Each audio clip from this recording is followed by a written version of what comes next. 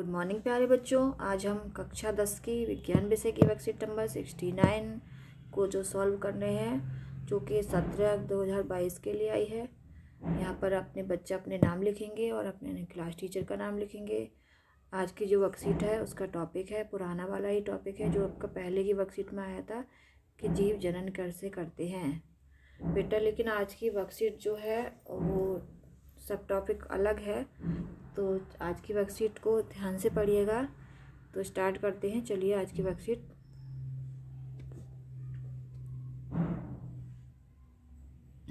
क्या होता है जब एक अंडा निषेचित नहीं होता? तो बेटा फीमेल की रिप्रोडक्टिव सिस्टम हमने पहले पढ़ चुके हैं, तो इसी में आगे बढ़ते हुए देखते हैं।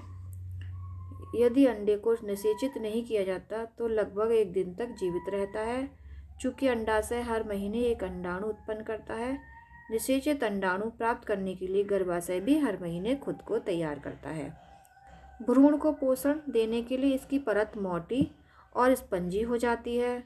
यदि अंडे को निषेचित नहीं किया जाता तो अब इस स्तर की कोई आवश्यकता नहीं रहती है, अतः स्तर धीरे धीरे करके टूट जाता है और योनि से रक्त और श्लेष्मा के रूप में बाहर आ जाता है।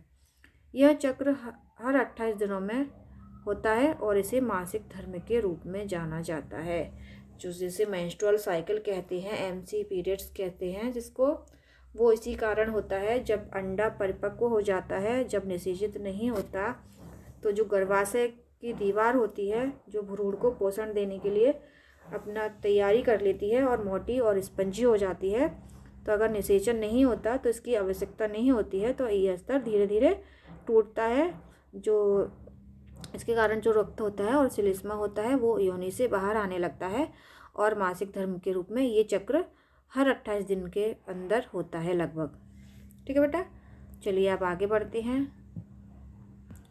यौन संचरित रोग STD यानी कि सेक्सुअली ट्रांसमिटेड डिजीज।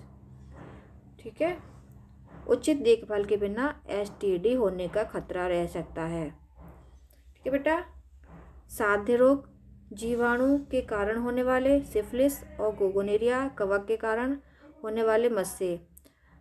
असाध्य रोग HIV ह्यूमिनो एफिलाई बेटा, जैसे कि जब सावधानी नहीं बरतती है उसके कारण ये रोग होने की संभावना रहती है। परिवार नियोजन और गर्भ निरोधन के तरीके। यांत्रिक बाधा, ये बीच में एक बाधा के माध्यम से शुक्राणुओं और अंडाणुओं के मिलन को रोकता है, जैसे कि कॉन्डोम, योनिवॉल्ट आदि। रासायनिक विधियाँ, ये विधियाँ शरीर के हार्मोनल संतुलन को बदलकर कार्य करती हैं।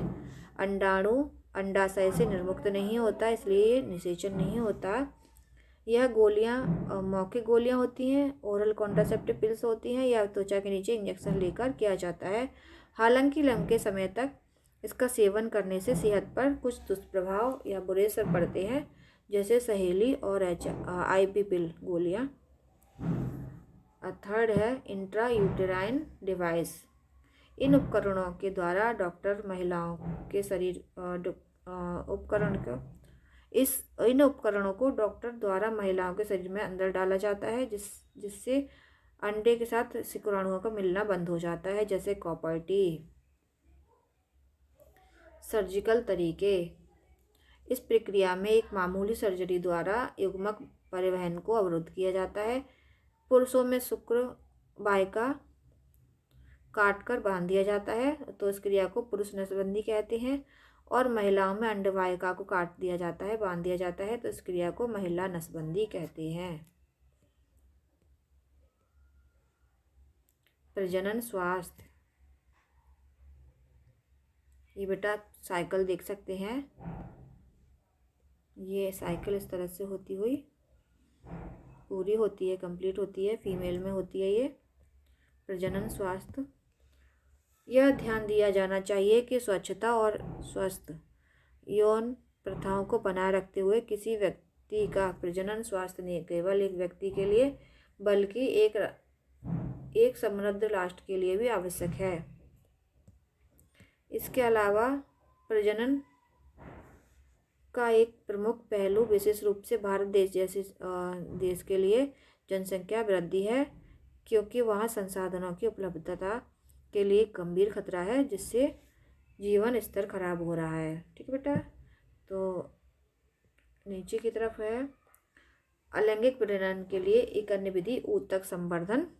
ठीक है बेटा। ऊतक संवर्धन की विधि हम जान लेते हैं। ये एक अलैंगिक प्रजनन की विधि है। जैसे हम पहले पढ़ चुके थे वर्कशीट में अलैंगिक प्रजनन की विभिन्न विधियाँ, तो उसमें हमने कायिक प्रवर्धन पढ़ा था। कायिक प्रवर्धन की जैसी ही सेम होती है ये ऊतक संवर्धन या टिश्यू कल्चर। ठीक है बेटा, पढ़ते हैं।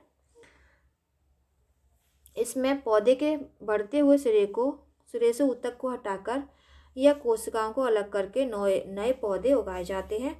कोशिकाओं को फिर एक कृत्रिम माध्यम में रखा जाता है, जहां वे कोशिकाएं या कैलस के रूप में एक छोटे समूह को बनाने के लिए तेजी से विभाजित होती है। कैलस को दूसरे माध्यम में स्थानांतरित किया जाता है, जिसमें वृद्धि और विभेदन के लिए हार्मोन होते हैं।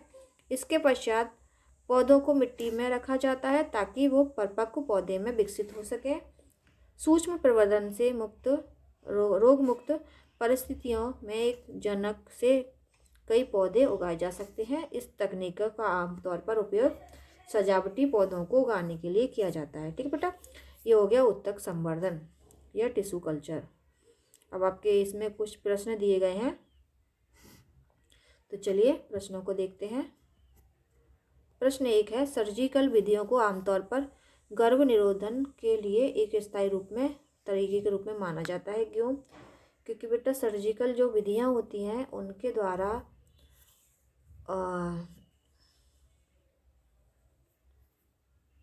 युग्मक परिवहन को अवरुद्ध कर दिया जाता है, इसलिए ये स्थायी होता है, क्योंकि सर्जरी के द्वारा किया जाता है और लंबे समय तक होता है। ठीक है बेटा, तो इसलिए स्थायी होता है। सेकंड नंबर का क्वेश्चन होता है, भारत को एक मजबूत परिवार नियोजन कानून अपनाने की ज़रूरत है। क्या आप सहमत हैं? क्यों? तो जी हाँ बेटा, भारत को एक मजबूत कानून बनाने की ज़रूरत है, क्योंकि बढ़ती हुई जनसंख्या और कम होते हुए संसाधनों से निपटने के लिए ये कानून बनाने की ज़रूरत है। ठीक है बेटा। ओरल कॉन्ट्रासेप्टिव पिल्स गर्भावस्था को कैसे रोकते हैं?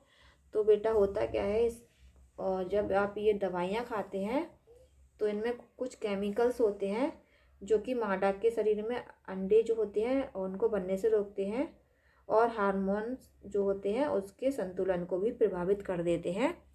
इस तरह से इसको गर्भावस्था को रोकने के लिए फ़ायदेमंद होते हैं या रोक देते हैं। पता करें कि एड्स कैसे फैलता है। बेटा हम वैसे तो सभी जानते हैं एड्स कैसे फैलता है। असुरक्षित यौन संबंधों से फैलता है, किसी की इस्तेमाल की हुई सिरिंज या इंजेक्शन के द्वारा भी फैलता है। इसके अलावा अगर किसी व्यक्ति को एड्स है, उसका ब्लड आपको चढ़ा दिया जाता है तो उससे भी फैल सकता है। ठीक है बेटा, इस तरह से एड्स फैलने के अनेक कारण हैं। अगला क्वेश्चन देखते हैं, यदि कोई महिला कॉपर टी का उपयोग कर रही है तो क्या वह यौन संचालित रोगों से बचने में मदद करेगा?